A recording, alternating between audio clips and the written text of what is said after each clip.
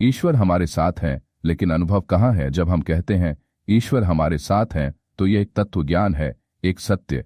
लेकिन इस सत्य का अनुभव क्या हमें हर क्षण होता है? क्या हम हर पल प्रेम, शांति, करुणा, निर्भयता और आनंद से भरे रहते हैं? नहीं। क्यों? क्योंकि सत्य और अनुभूति में अंतर है। जैसे सूरज आकाश में सदा है, लेकिन यदि बादल छाए हों तो हमें उसका प्रकाश नहीं दिखता। ईश्वर वह सूर्य है और हमारा अज्ञान, वासनाएं, अहंकार और इच्छाएं बादल हैं। ईश्वर दूर नहीं है, हम ही उनसे दूर हैं। अपनी चेतना में आत्मा और माया जुदाई नहीं, भ्रम है। ईश्वर से आत्मा कभी अलग हुई ही नहीं, परंतु फिर भी आत्मा को लगता है जैसे वह खो गई है। कैसे? जैसे कोई सपना देख रहा हो कि वह जंगल में भटक गया है, जबकि असल में वह अपने घर में ही बिस्तर पर सो रहा है। योगानंद जी कहते हैं, माया एक ब्रह्मांडीय भ्रम है जो आत्मा को ईश्वर से दूर दिखाता है, जबकि वह उनसे कभी अलग हुई ही नहीं।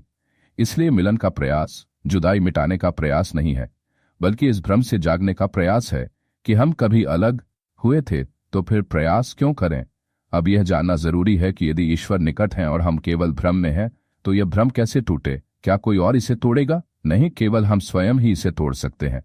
अपने प्रयासों से ध्यान मन को भीतर लाता है, जब चेतना को शुद्ध करता है, सेवा अहंकार को कम करती है, प्रेम हमें ईश्वर की छवि में लाता है। प्रयास करना आवश्यक है, क्योंकि हमारी चेतना गहराई में गिरी हुई है। मन बाहर की वस्तुओं से बंधा है, इच्छाएं और मोह हमें आत्मचिंतन से रोकते हैं। यदि हम प्रयास न करें तो माया हमें बांधे रखेगी। एक उपमा से समझें, जल और मछली पानी में ही रहती है, फिर भी यदि उसे होश न हो कि वह पानी में है तो वह व्याकुल होकर इधर उधर खोजेगी। ठीक वैसे ही हम ईश्वर में ही जी रहे हैं, लेकिन हमें उसका स्मरण नहीं, अनुभव नहीं, इसलिए हम खोजते हैं। हमारा प्रयास हमें यह अनुभव देने के लिए है कि ईश्वर कहीं बाहर नहीं, तू ही मैं हूं, मैं ही तू हूं। केवल ज्ञान से नहीं, अनुभूति से मुक्ति। बहुत लोग कहते हैं ईश्वर हमारे साथ हैं, हम जान चुके, अब क्या करना? परंतु जानना और अनुभव करना अलग चीजें हैं। जैसे किताब से पढ़कर तैरना सीखना एक बात है, और पानी में कूदकर तैरने का अनुभव पाना दूसरी। हमारा प्रयास है ज्ञान से अनुभूति तक की यात्रा करना। अनुभव क्यों नहीं होता जबकि ईश्वर भीतर है? मन चंचल है, वह बाहर भागता है। इच्छाएं हैं जो आत्मा को मोह से बांधती हैं। अहंकार है जो कहता है मैं ही करता हूं। संस्कार हैं जन्मों के जो मन को उलझाए रखते हैं। ये सब मिलकर एक पर्दा बनाते हैं। इसलिए ईश्वर के निकट रहते हुए भी हम उन्हें अनुभव नहीं कर पाते। मिलन का प्रयास इस पर्दे को हटाना है, धीरे धीरे, प्रेम से, श्रद्धा से। प्रयास नहीं करेंगे तो होगा क्या? ईश्वर सदा रहेंगे, लेकिन हम उनसे बेखबर रहेंगे। हम संसार की चीजों में संतोष ढूंढते रहेंगे और थकते रहेंगे। जीवन में खालीपन, बेचैनी और पीड़ा बनी रहेगी। बिना आत्मा परमात्मा के मिलन के जीवन अधूरा है। क्या यह मिलन प्राप्त हो सकता है? हाँ, यही जीवन का उद्देश्य है। ईश्वर स्वयं आत्मा की पुकार सुनते हैं। जैसे बच्चा रोए तो माँ दौड़ कर आती है, वैसे ही जब आत्मा ईमानदारी से पुकारती है, हे प्रभु मुझे अपना अनुभव दो, तो पूरा ब्रह्मांड उसकी सहायता में लग जाता है। क्या यह प्रयास जीवन भर करना पड़ेगा? हाँ, लेकिन यह प्रयास बोझ नहीं, प्रेम है।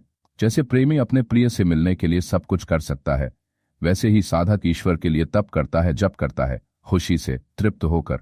और जैसे ही आत्मा एक बार उस दिव्य प्रेम को चख लेती है तो संसार की कोई चीज उसे आकर्षित नहीं कर सकती। जब मिलन हो जाता है फिर क्या होता है?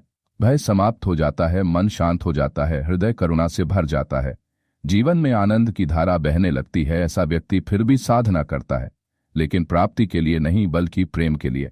अब प्रयास नहीं है, यह प्रेम का प्रवाह है। ईश्वर सदा हमारे साथ है, लेकिन हम उनके साथ नहीं।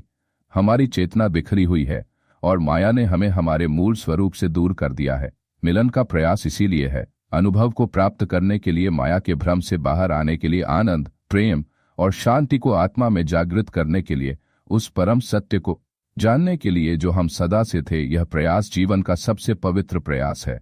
कोई बाहरी यात्रा नहीं, यह भीतर की यात्रा है। कोई नया रिश्ता नहीं, यह पुराने रिश्ते की पुनः स्मृति है। प्रेम से खोजो, तुम पाओगे कि ईश्वर सदा पास ही थे, लेकिन जब तक खोजोगे नहीं तब तक वे एक कल्पना बने रहेंगे। प्रयास ईश्वर को पाने का नहीं बल्कि उन्हें पहचानने का है, क्योंकि वो कभी गए ही नहीं थे।